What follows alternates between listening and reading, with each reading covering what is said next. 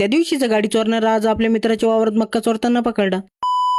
तर कसं आहे ना मंडळी, आज दररोजच्या आणि कॉलेजकडे आलतो पण लेक्चर न करता घराकडे निघलो होतो कारण आपल्या काळजाच्या तुकड्याचा आज वाढदिवस होता आणि त्याला सरप्राईज देण्यासाठी मध्ये जायचं होतं. मग काय घरी जाऊन बॅग एका कोपऱ्यात फेकली आणि थोडा पण वेळ न लावता लगेच आम्ही केक शॉपवर आलो. केक शॉपवरून एक चांगला केक घेतला आणि डायरेक्ट त्याच्या गावाकडे निघलो. पण आम्हाला या गोष्टीचं भेव होतं की आम्ही त्याच्या गावात जाईपर्यंत केक सुखरूप राहिलं म्हणजे बरं, पण आपल्या धनुच्या भरोश्यावर आम्ही 5 मिनिटं त्याच्या गावात येऊन पोहोचलो आणि त्याच्या घरी येऊन पाहत होतो तो डायरेक्ट झोपलेला होता. आणि तेव्हा ना आम्हाला पाहून आश्चर्यचकित झालं कारण त्याला वाटलं मी काय स्वप्नच पाहिलो का काय कोण भाऊ. आणि झोपेच्या नादात तो काय म्हणतो, तुम्ही आता घरी जा आणि उद्या आपण उद्या करू सेलिब्रेट.